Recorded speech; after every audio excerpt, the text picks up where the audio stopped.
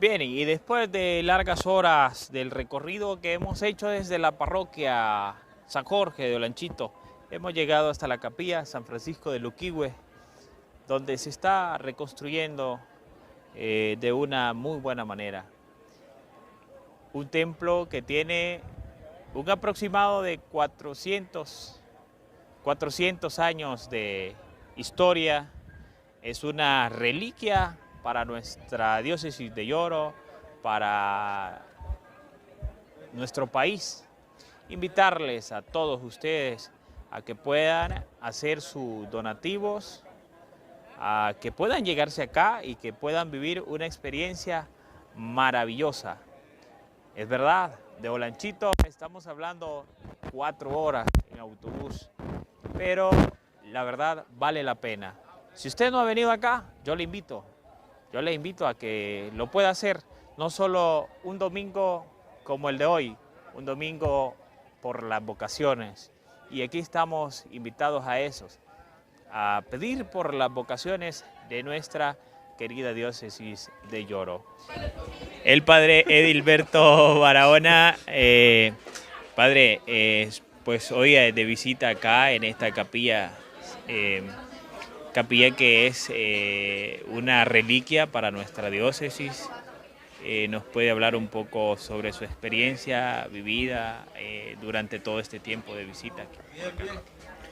Yo soy de aquí de Yorito, soy nativo en una comuna que es Malaladera, de Yorito, a 10 minutos del pueblo, y del pueblo aquí son 40 minutos. Entonces yo de chiquitito siempre venía a este templo, digamos 9, 8, 12, 13, 14, 15 años, y para mí siempre ha sido una experiencia de fe. De hecho, cuando veníamos con mis papás era para romería, ¿verdad? Para venir al templo a pagar una romería, y siempre venía con mucha fe. Entonces para mí siempre ha sido una experiencia de fe, y ahora que venimos como diócesis, con mucha más razón, ¿verdad? Más de experiencia de fe, es también una experiencia de encuentro con el obispo, con los sacerdotes y con nuestros hermanos fieles también, ¿verdad? Una experiencia de fe, digamos. Padre, también la capilla se encuentra en su restauración. ¿Qué poderle decir a esa feligresía que escucha y mira pues esta entrevista a través de María TV y Radio San Jorge? Sí, como decía Monseñor, el templo fue construido en 1610 a 1624. Si ustedes dan cuenta, es muchos años, ¿verdad? Más de 400 años.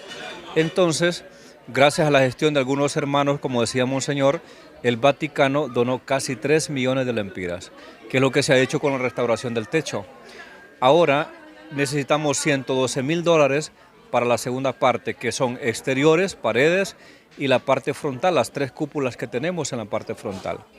Para eso necesitamos $112,000, es el presupuesto.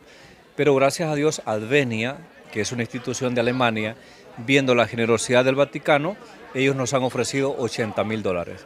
¿Cuánto necesitamos para completar los $112,000? $32,000, que equivale a que cada parroquia de la diócesis nos apoye con 62,000 lempiras.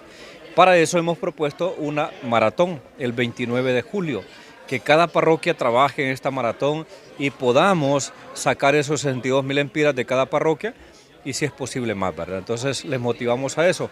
Aparte de eso, también ya tenemos una cuenta, construcción del Templo Luquihue, y pedimos a hermanos y hermanas de Estados Unidos y de otros países de Europa para que nos puedan apoyar. Ahorita, gracias a Dios, me llamó un hermano de Estados Unidos y va a dar su donación. Ahorita lo va a hacer. Bien. Padre. Perdón, también a los alcaldes. Tenemos ya solicitud a los alcaldes de cada municipio del departamento, y vamos a llegar donde ellos. Padre, culminábamos también una semana de oración por las vocaciones. ¿Qué poderle decir a esa juventud que todavía algunos pues tienen ese llamado, pero tienen miedo de decir sí a ese llamado? Me emociona la pregunta porque sí, hoy es el Día Mundial de Oración por las Vocaciones, y yo soy el encargado de las vocaciones en la diócesis. Bueno, decirle a todos los jóvenes, niños, niñas, jóvenes y mujeres y varones, que no tengan miedo, que digan sí al Señor, vale la pena. Sí, a veces decimos sí a otras cosas que nos pierden, y no a las cosas que nos salvan, decirle que sí. Y la vocación, el llamado, pues es una obra de fe también y de amor a Dios. Así que jóvenes, anímense, sigan al Señor, díganle sí siempre. Padre, Usted, entendido en la materia, decirle sí al Señor no es equivocarse. No, para nada. Para nada. Al principio hay miedos, claro, ¿verdad? Pero no hay que tener miedo. El mismo Juan Pablo II decía, jóvenes no tengan miedo, remar mar adentro, ¿verdad? Es decir, meternos al mar, ¿verdad? A las olas, ¿verdad? No hay que tener miedo. A los jóvenes no tengan miedo. Y el mismo Dios se encarga de animarlo también a uno y de fortalecerlo. Kevin Paz, hermano de la parroquia San Jorge de Olanchito, su experiencia vivida el día de hoy acá a esta iglesia, a esta capilla que es histórica para nuestra diócesis. Así de experiencia, ¿verdad? A pesar del viaje, ¿verdad? Que hicimos, ¿verdad? Que es un viaje extenuante, pero es regocijante venir y llenarnos de la fe, ¿verdad? De la iglesia. Y invitar a la gente también que pueda hacer su visita acá y hacer su donación a esta capilla para su restauración. Así es, invitar a todos nuestros feligreses, ¿verdad? De nuestra parroquia San Jorge, que cuando tengan su tiempo se tomen y puedan venir acá a hacer sus donativos, ¿verdad? Incluso nos invitaron a hacer una maratón, ¿verdad? Para julio, si no me equivoco. Y pues hay que apoyar, ¿verdad? Porque es uno de los templos más antiguos que tiene nuestra diócesis. Parroquia San Jorge dirá presente. Tiene que venir la parroquia San Jorge a apoyar a Luquihue. Bueno, gracias, hermano.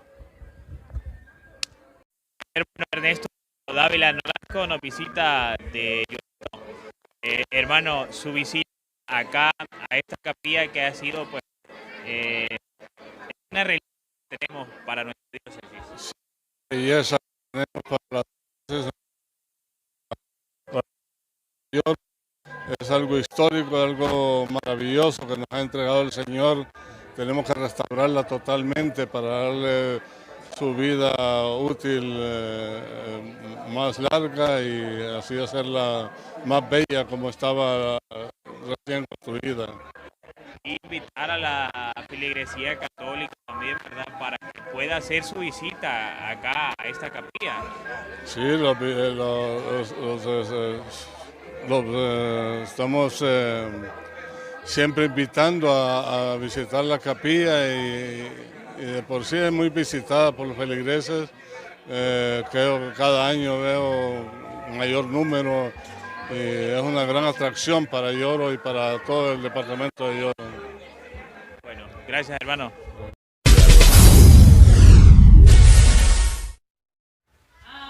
Aleluya, aleluya. Aleluya, aleluya, aleluya,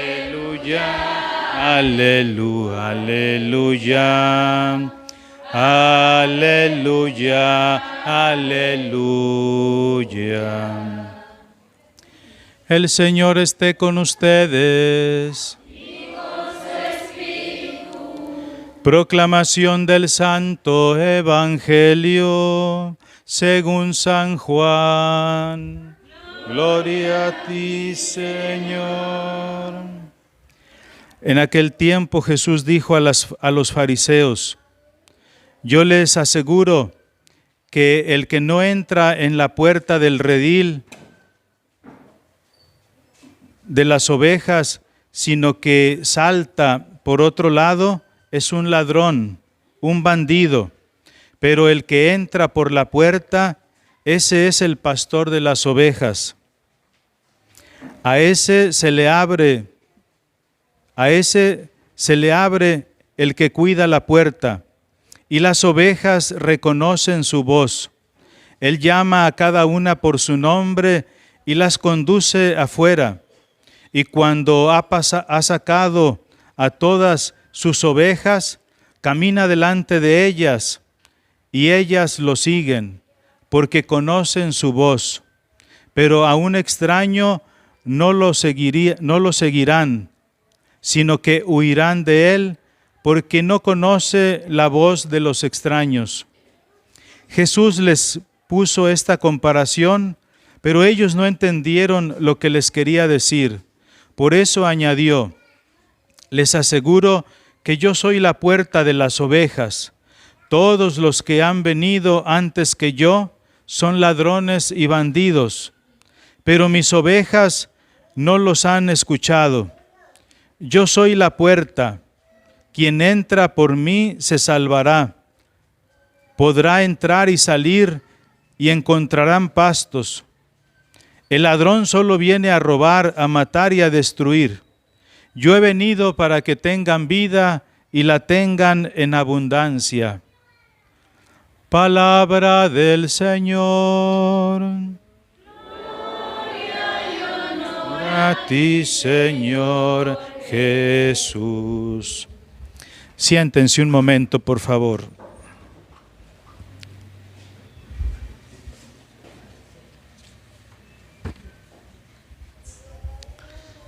Muy queridos hermanos y hermanas, en Cristo Jesús, deseamos que el gozo de la Pascua, la alegría de este tiempo hermoso, este tiempo litúrgico tan importante, esté presente en la vida de cada uno de ustedes, en sus familias y también en esta comunidad que está bajo el patrocinio de Santa Catalina de Siena, una santa muy importante, tal vez poco conocida en muchas comunidades de la Iglesia Católica.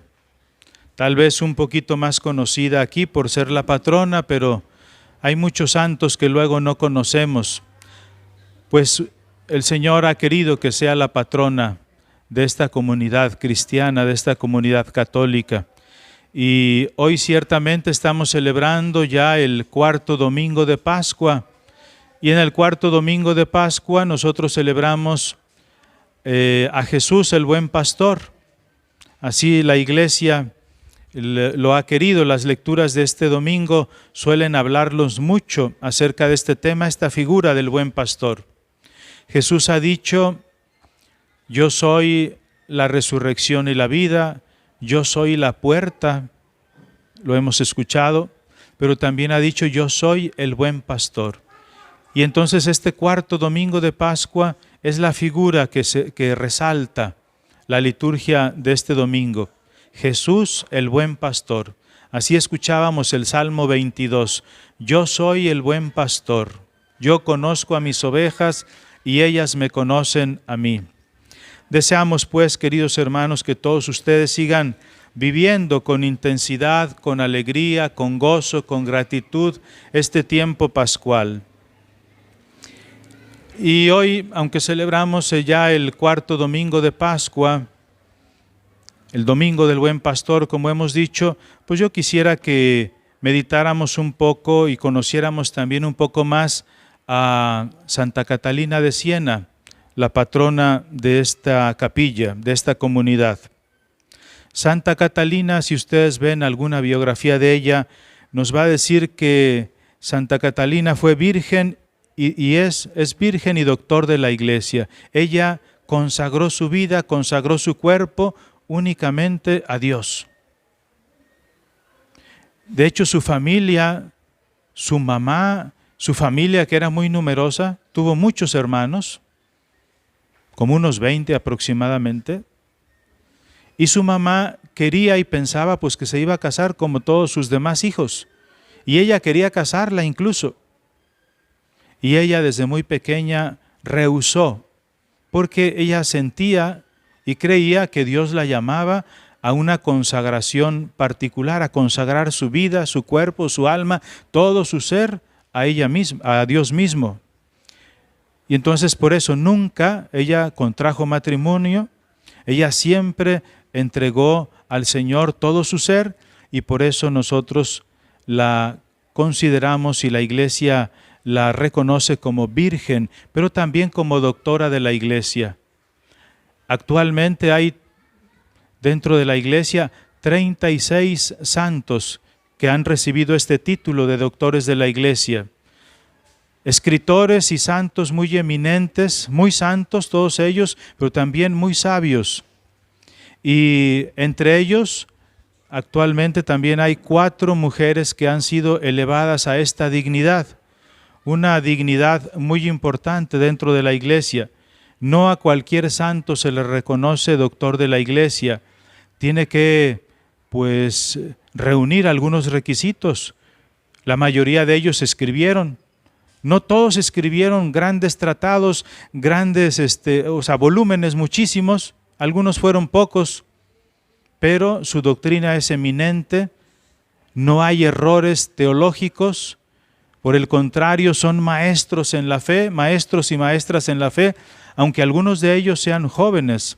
Entre los hombres, pues nos acordamos de Santo Tomás de Aquino, de San Agustín y muchos otros.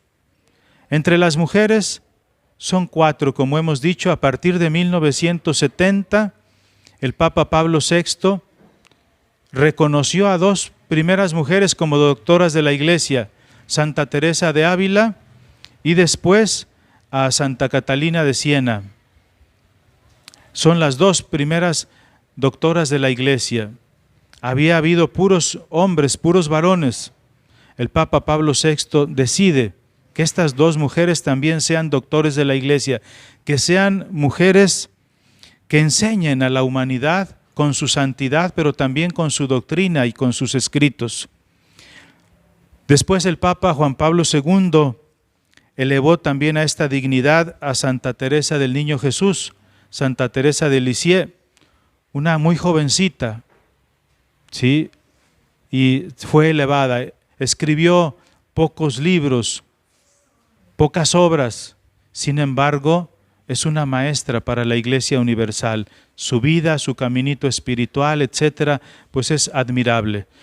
Y finalmente el Papa Benedicto XVI también quiso que fuera doctora de la Iglesia, Santa Hildegarda de Bingen, menos conocida, pero también participa de este título de la Iglesia, doctoras de la Iglesia, Santa Hildegarda, Santa Catalina, Santa Teresa de Ávila y Santa Teresa del Niño Jesús.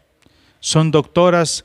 En otra ocasión os les invito a conocer un poco más sobre estas doctoras de la Iglesia o los doctores de la Iglesia, pero que sepamos pues que ella tiene ese título porque fue una mujer privilegiada. Desde niña, una mujer privilegiada, una mujer escogida por Jesús, pero que ella supo corresponder al amor que el Señor le tenía y la invitación que también Él le tenía a participar de su sufrimiento. Fue una niña que desde muy pequeña y siendo muy joven atendía a los enfermos, atendía a los pobres, atendía también a los presos, por supuesto en su familia ayudaba mucho a pesar de los desprecios, de las burlas que ella recibía por la consagración que ella hacía de su vida. Incluso tuvo la oportunidad de acompañar a algunos presos pues que iban a ser, iban a morir en la guillotina, les acompañó, les preparó para que ellos se enfrentaran ese momento difícil, pues con fe y con una plena confianza en el Señor. Solo quiero decir 2 o 3 cositas más sobre ella. El Señor le concedió la gracia de los estigmas. Pocos santos en la Iglesia pues han recibido también esa distinción. Los estigmas son pues esas heridas que provocaron los clavos en la crucifixión del Señor. Entonces estos santos, San Pío de Pietrelcina, San Francisco de Asís, Santa Catalina de Siena y otros cuantos más, muy pocos, han tenido esas heridas que el Señor tuvo en sus manos, en sus pies, en su costado. Y a través de esas heridas, pues ellos colaboraron en la redención o en la salvación de los hombres y de muchas personas que ellos mismos conocían. Santa Catalina de Siena tiene un amor muy grande a Dios, eso lo vemos en la oración, un amor muy grande por la Iglesia, pero hay un amor particular que también nos llama fuertemente la atención y es su amor al Papa. Santa Catalina de Siena decía, el Papa es el dulce Cristo en la tierra. Y ella rezaba por él, se sacrificaba por él, porque además le tocó vivir tiempos muy difíciles de la Iglesia. El Papa, pues por dificultades que había en Roma, familias que querían apoderarse del papado, de la Iglesia, etcétera, salió de Roma y se fue algunos años a vivir en una ciudad francesa que se llama Aviñón. pero no estuvo unos cuantos años, estuvo como 74 años, como desterrado de Roma. Imagínense ustedes el Papa viviendo en otro lugar actualmente, eso es impensable. Es el lugar de Pedro, es un lugar importantísimo por todo el significado que hay. Pues el Papa estuvo 74 años fuera. Y Santa Catalina, Dios a través de Santa Catalina fue y habló con el Papa para que regresara a Roma. Le aconsejó y le dijo que su lugar era en Roma, que desde ahí debería él presidir a la Iglesia Universal. Y el Papa, confiando en su prudencia, en su sabiduría y también en su santidad, aunque había muchas oposiciones, el Papa regresó. El Papa regresó finalmente a Roma. Y como esa, podemos hablar de muchas otras anécdotas o hechos de la vida de esta santa, pues que nos impresionan. Yo creo que con eso que cada año iremos conociendo un poquito más de nuestra santa, ustedes y yo, de esta santa patrona. Considero que es importante que cada capilla conozca a sus patrones, al patrón o a la patrona de la capilla, y que nos encomendemos, que pidamos su intercesión, pero que además conozcamos su vida y al conocerla busquemos imitarlo para ser mejores cristianos. Las lecturas de hoy las hemos comentado brevemente, son las lecturas, como hemos dicho, del buen pastor.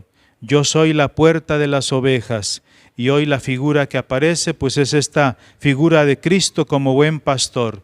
Qué bello este salmo que hemos leído hace un momento, el Salmo 22, el Señor es mi pastor, nada me faltará. Que el Señor nos conceda tener siempre esa gran confianza en el Señor. Él es el buen pastor que está siempre cuidando de sus ovejas, de cada uno de nosotros. Él está siempre pendiente de nuestras necesidades y de nuestros problemas. Confiemos en Él, pero seamos también ovejas dóciles, obedientes a su palabra, a la iglesia que es su esposa, y entonces podremos vivir felices, podremos hacer su voluntad y también llegar, como Santa Catalina de Siena, a la vida eterna, a la santidad a la cual nos llama el Señor a todos nosotros. Hoy, cuarto domingo de Pascua, la Iglesia celebra la jornada de oración por las vocaciones. Cada uno de nosotros ha sido llamado a una vocación concreta, que sepamos responderle al Señor ahí donde el Señor nos ha llamado, que le sepamos responder con generosidad, con valentía, pero también con santidad. Y hoy celebramos, me he alargado un poquito más, pero no quiero pasar desapercibido, pues un acontecimiento importante también para esta comunidad, y es la primera comunión de nuestras hermanas Vilma Janari, ahora sí lo dije bien, muy bien, y Zulmi y Neri. ¿Quién es Zulmi? Zulmi y Neri, muy bien. Es que están iguales, difícilmente si les digo Suyapa, pues las dos se llaman Suyapa y son iguales casi. Muy bien, pues nos alegramos hoy con ustedes por esta primera comunión. Por primera vez van a recibir hoy en su alma, en su corazón a Jesús.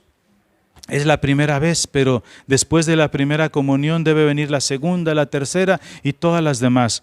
Le pedimos al Señor que les conceda un corazón generoso, un corazón valiente y pues que se acerque, un corazón que ame profundamente a Dios, a la Iglesia, y de tal manera se acerquen entonces con mucha frecuencia a los sacramentos y que se acerquen a recibir al Señor.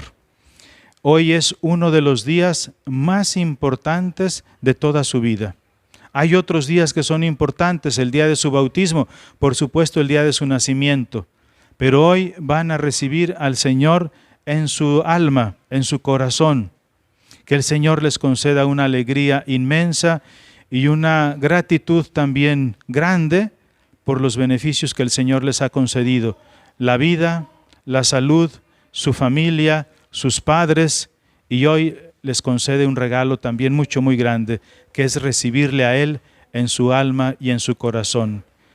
Damos gracias al Señor por ustedes y le pedimos al Señor, por intercesión de Santa Catalina de Siena, que fue también una joven como ustedes, que les conceda, pues eso, un corazón agradecido, un corazón generoso, un corazón entregado al Señor y a su iglesia. Que así sea.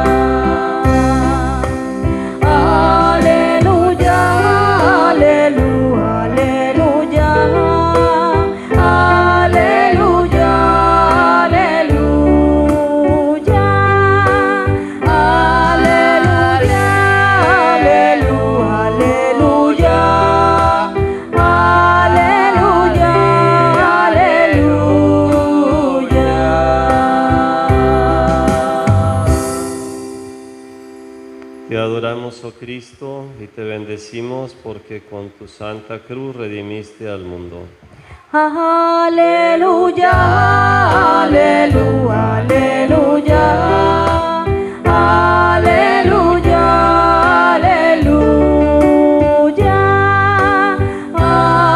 aleluya, aleluya,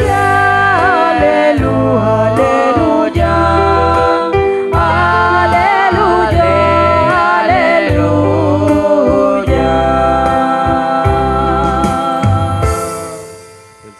esté con ustedes. Del Santo Evangelio según San Juan. Gloria a ti, Señor. En aquel tiempo Jesús dijo a Nicodemo: nadie ha subido al cielo sino el Hijo del Hombre que bajó del cielo y está en el cielo, así como Moisés levantó la serpiente en el desierto. Así tiene que ser levantado el Hijo del Hombre para que todo el que crea en Él tenga vida eterna. Porque tanto amó Dios al mundo que le entregó a su Hijo único, para que todo el que crea en Él no perezca, sino que tenga vida eterna. Porque Dios no envió a su Hijo para condenar al mundo, sino para que el mundo se salvara por Él. Palabra del Señor. Pueden sentarse. Muy queridos hermanos y hermanas en el Señor, pues celebramos esta fiesta patronal aquí en Crucete, esta comunidad dedicada a la Santa Cruz de nuestro Señor Jesucristo. También allá en Arenal, sector Arenal, la aldea Santa Cruz está de fiesta patronal. Igualmente están celebrando en este momento la Santa Eucaristía con el Padre Ramiro. Son las dos comunidades de nuestra parroquia que celebran hoy la fiesta patronal, pero sabemos que esta es una fiesta muy sentida dentro de nuestro pueblo. Hoy mucha gente ha colocado, según su tradición, una cruz, ¿verdad?, ahí en su hogar, en algún lugar de la casa. La han adornado con flores o con plantas y la han puesto ahí, ¿verdad?, un signo, una manifestación de nuestra fe. En la Iglesia Universal, la fiesta de la exaltación de la Santa Cruz, que así se llama la fiesta, ha sido pasada al 14 de septiembre. Entonces, la mayor parte de países se celebra el 14 de septiembre. Pero aquí en Honduras y en otros países de Latinoamérica se sigue celebrando el 3 de mayo. Les digo, es una fiesta tan tradicional que es difícil cambiarla, ¿no? Aquí los obispos de Honduras dijeron, inicialmente algunos dijeron, no, hay que pasarla igual como todos al 14 de septiembre para estar en sintonía con la Iglesia Universal. Pero otros obispos decían, no, es que a la gente no le vamos a cambiar la tradición, es muy fuerte. La gente ya el 3 de mayo pone su cruz y le piden a Dios la lluvia y demás, ¿verdad? Así es. Y así ha sido. Al final más bien los obispos son los que han cedido y han regresado a dejarla el 3 de mayo, así está en el calendario oficial, las disposiciones de la Conferencia Episcopal de Honduras. Y en algunos países pues hay una gran tradición. Por ejemplo, en México, los que ponen la cruz, muchos de los que ponen la cruz son los albañiles, los que trabajan la construcción.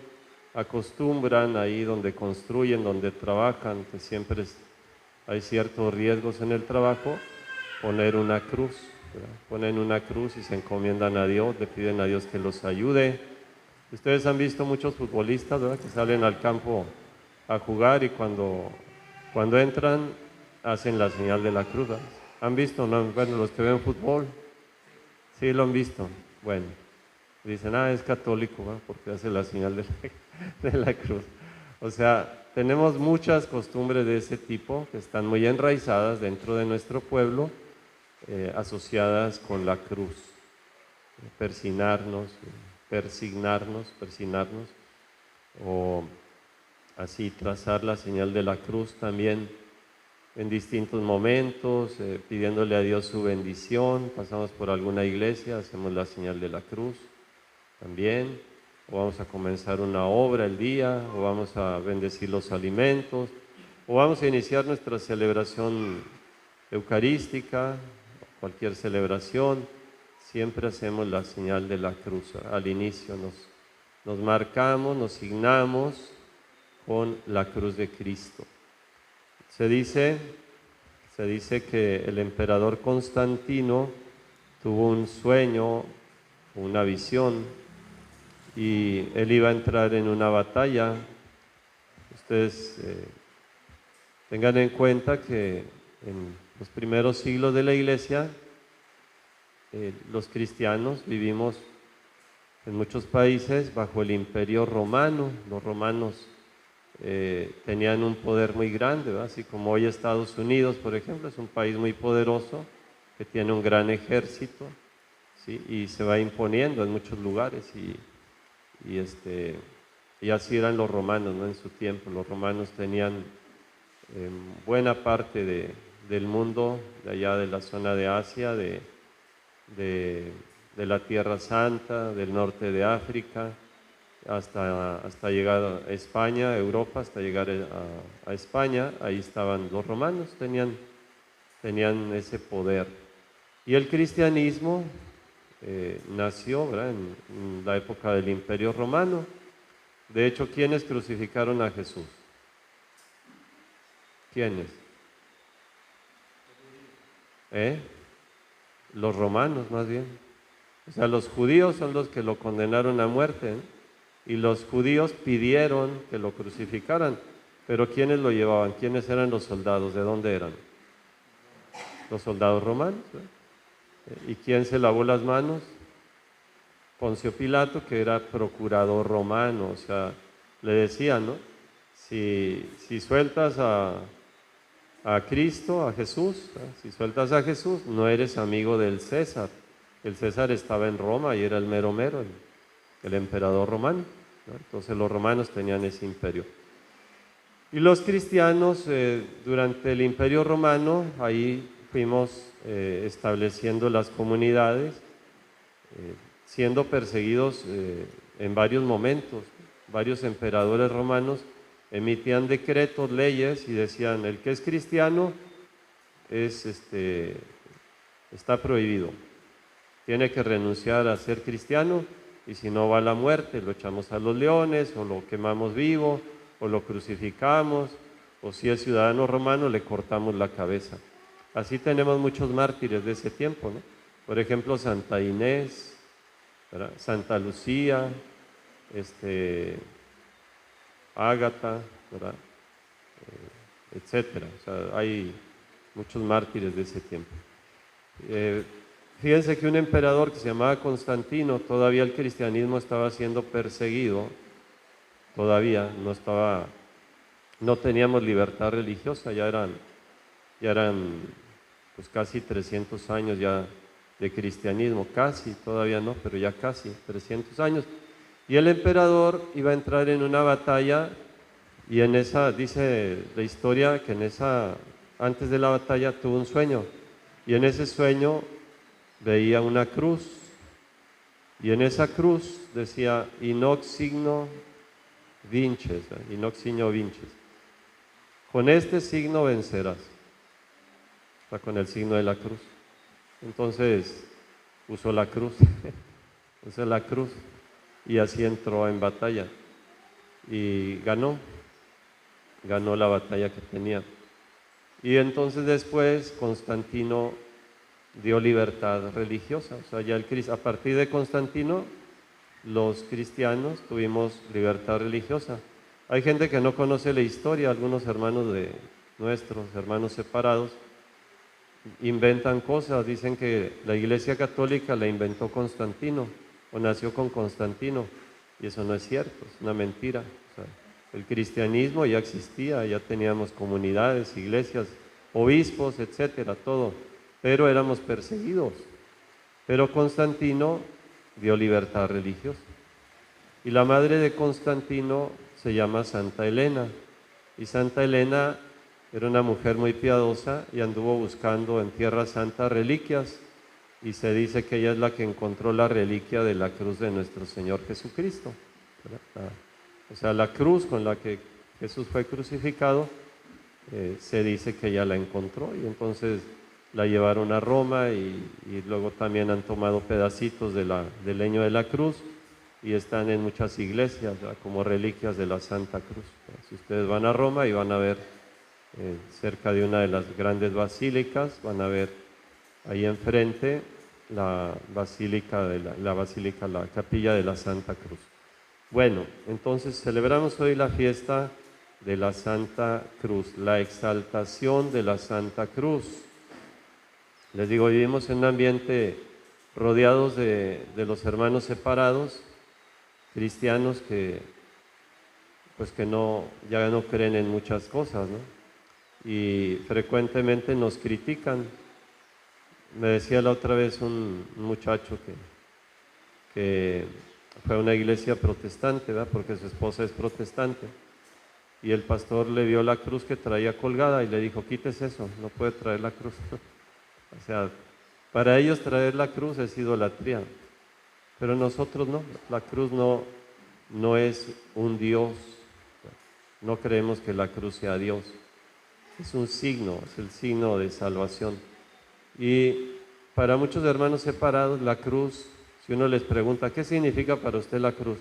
No, pues muerte, derrota, condenación, etcétera. O sea, ellos lo ven como algo malo, ¿verdad?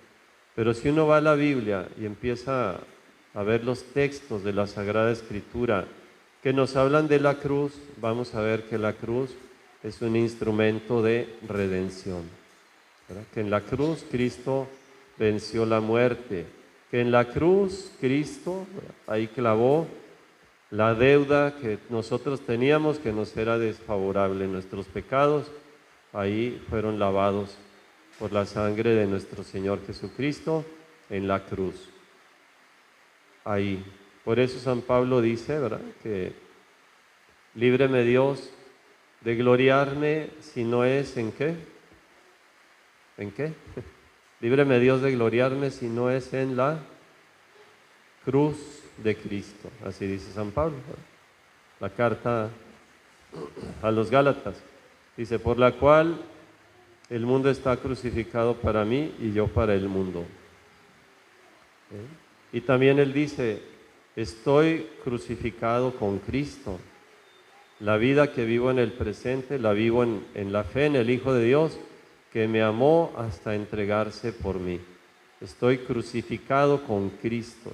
O sea, una unión del discípulo con el Señor Jesucristo crucificado.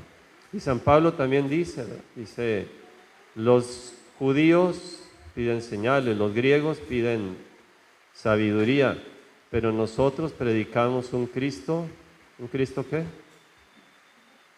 ¿Cómo? ¿Cómo que no saben? Crucificado. Escándalo para los judíos, necedad para los gentiles, para los griegos, Pero para los llamados en Dios, un Cristo que es fuerza y sabiduría de Dios, ¿verdad?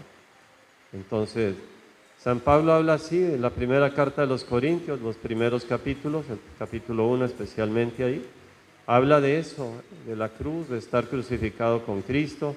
Incluso también dice, la palabra de la cruz es necedad para los que están en vías de condenación, pero para nosotros, ¿verdad?, que estamos en vías de salvación, pues es la fuerza de Dios, es la sabiduría de Dios. Ahí Cristo venció el pecado, ahí Cristo venció la muerte. Entonces, por eso usamos la cruz nosotros, ¿verdad?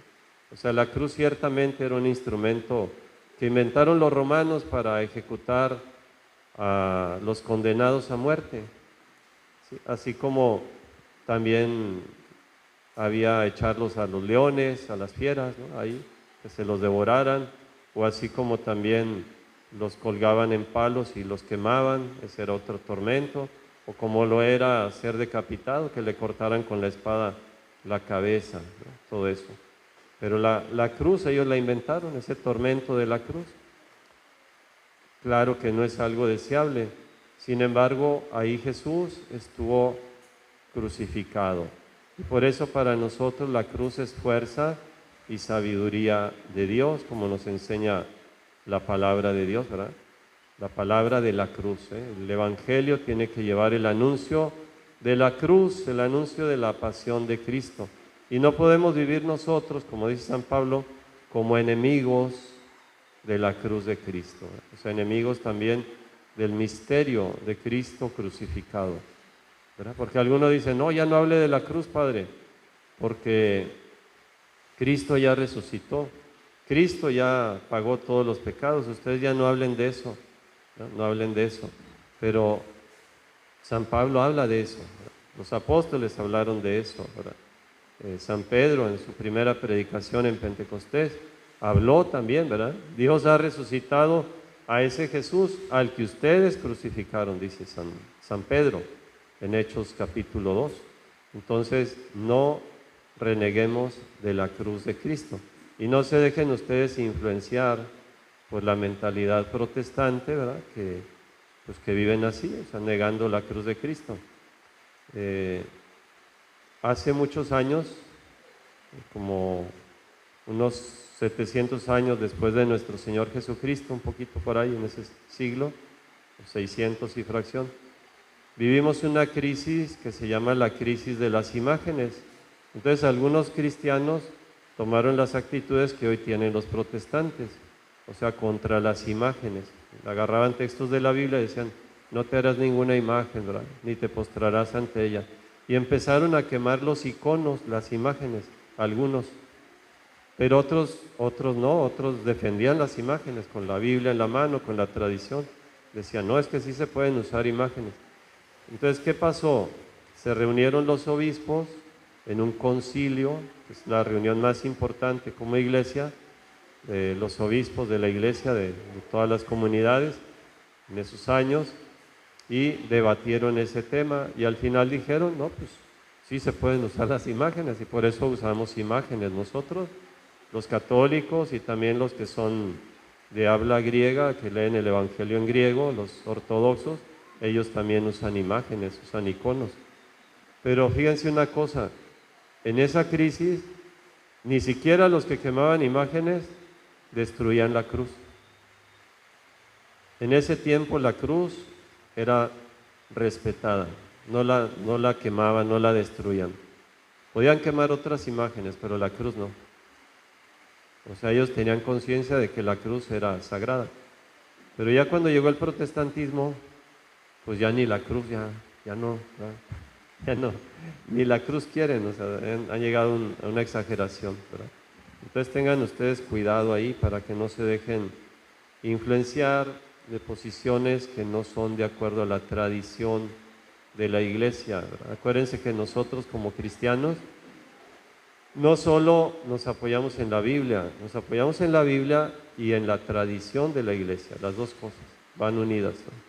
Entonces hay que cuidar mucho eso y no dejarse influenciar, ¿verdad?, por posiciones que no tienen ni siquiera fundamento bíblico. me decía un delegado de una aldea allá de montaña, decía que así alguna vez hablando con alguna hermana protestante, le decía que la cruz, todas las actitudes negativas que tienen algunos hermanos separados sobre la cruz, ¿no? Y entonces él le dijo, bueno, si quiere le doy una explicación de lo que significa la cruz en la Sagrada Escritura. Y entonces le empezó a sacar la Biblia y le fue leyendo textos sobre la cruz. Y entonces le dijo, ahora sí dígame, ¿no? Primero, ¿qué significa la cruz?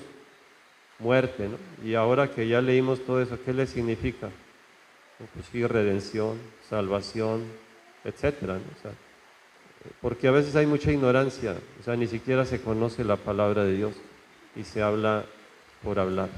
Entonces tenemos que conocer bien la palabra de Dios, conocer la Sagrada Escritura y entender la teología de la cruz, la enseñanza que tenemos sobre la cruz de nuestro Señor Jesucristo. La palabra de Dios dice, ¿verdad? Porque hoy celebramos la fiesta de la exaltación de la Santa Cruz. Jesús dice, cuando yo sea levantado sobre la tierra, cuando yo sea exaltado sobre la tierra, atraeré a todos hacia mí. ¿Cuándo es exaltado Cristo? ¿Cuándo es levantado Cristo? Díganme ustedes. ¿Cuándo fue levantado sobre la tierra? ¿Cuándo será? Cuando es crucificado. Hoy nos decía el Evangelio, ¿verdad? Como Moisés levantó la serpiente en el desierto, en un asta, puso una serpiente de bronce, una imagen ahí, para los que eran mordidos por las culebras venenosas, y quien veía la culebra de bronce que hizo Moisés, quedaba salvado, ¿no? Se curaba, no se moría. Entonces dice Jesús, como Moisés levantó la serpiente en el desierto, así tiene que ser levantado el Hijo del Hombre, para que todo el que crea en Él no perezca, sino que tenga vida eterna. Entonces, en San Juan, en el Evangelio de San Juan, la crucifixión de Cristo es su glorificación. En la pasión, Cristo es glorificado. Por eso decimos la cruz gloriosa, ¿verdad? Nosotros, la cruz gloriosa, porque Cristo ahí manifiesta su gloria. Ha llegado la hora, Padre, glorifica a tu Hijo con la gloria que tenía antes de que el mundo existiera.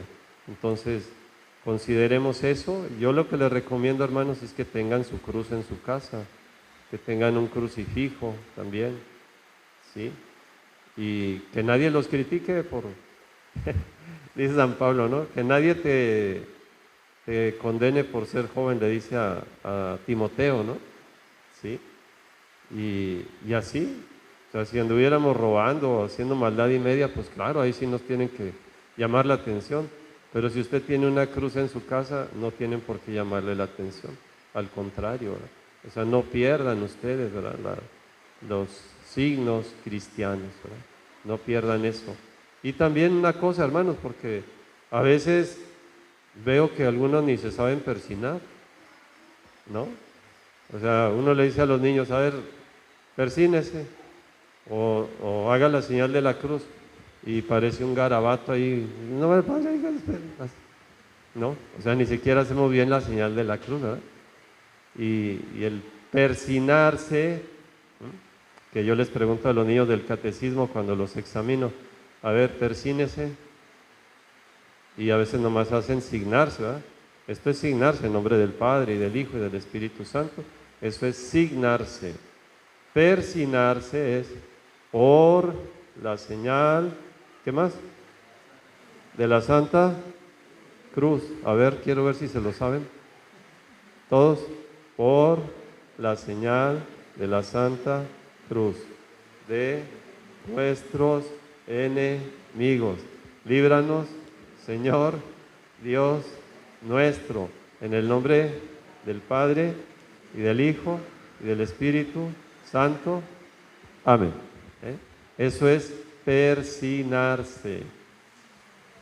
¿Por qué persignarse? Porque en latín así comienza. Persignum crucis, de inimicis nostris, liberanos Deus noster, etc.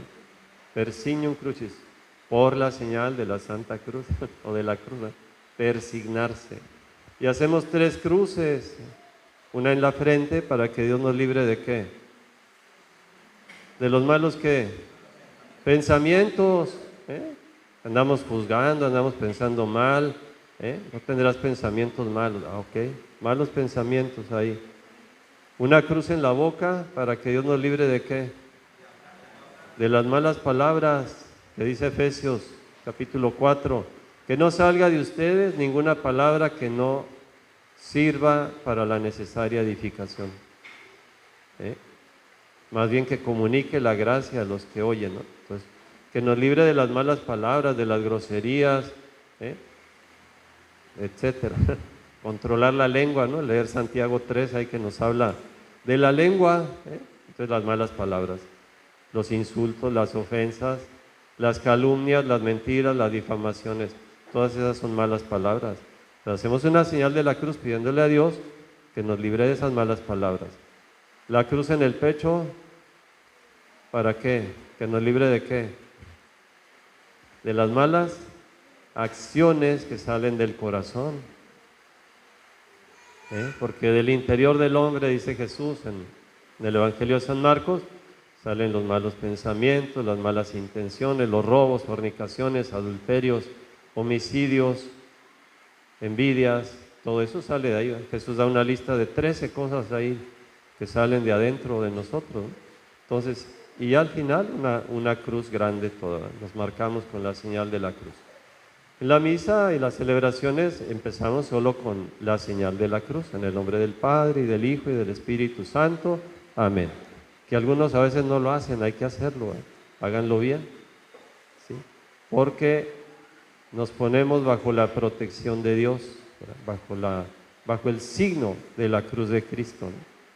Acuérdense de Constantino, con este signo vencerás, con este signo vencerás, con la cruz de Cristo, donde Él humilló al enemigo, donde Jesús venció al tentador. Fuimos vencidos en un árbol, el árbol que Dios le dijo a nuestros padres, no coman del fruto de ese árbol. Entonces, de ese árbol ahí fuimos vencidos por la desobediencia. Pero en otro árbol, el árbol de la cruz, Jesús venció al enemigo, ¿no? Entonces, tengamos en cuenta eso.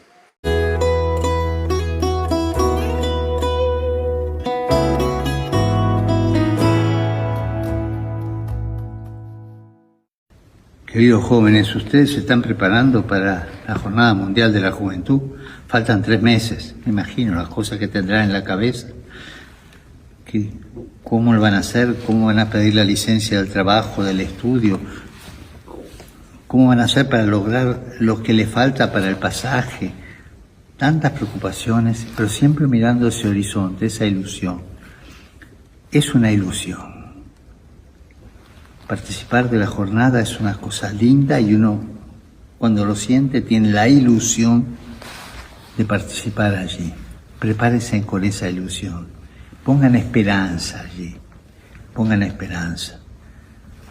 Porque se crece mucho en una jornada así. Nosotros no nos damos cuenta, pero quedan las cosas dentro, quedan los valores que hemos encontrado dentro, las relaciones que hemos tenido con otros jóvenes de otros países, los encuentros, todo queda dentro.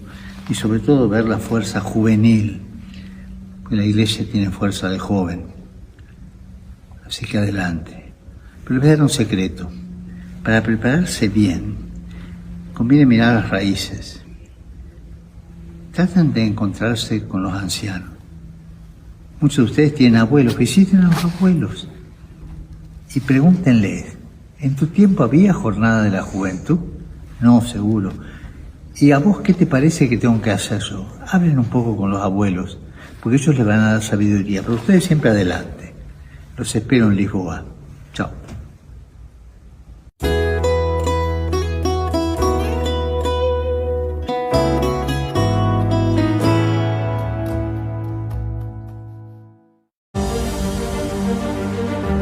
Los movimientos eclesiales son un don, son una riqueza en la Iglesia.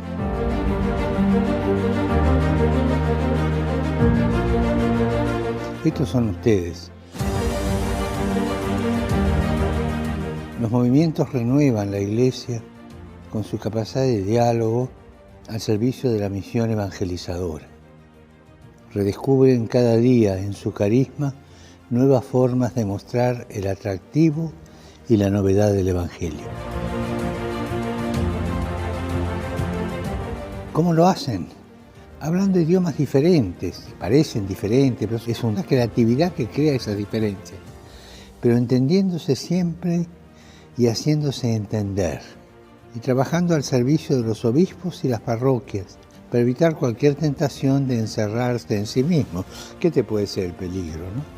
Manténgase siempre en movimiento, respondiendo al impulso del Espíritu Santo, a los desafíos, a los cambios del mundo de hoy. Manténgase en la armonía de la Iglesia, que la armonía es un don del Espíritu Santo.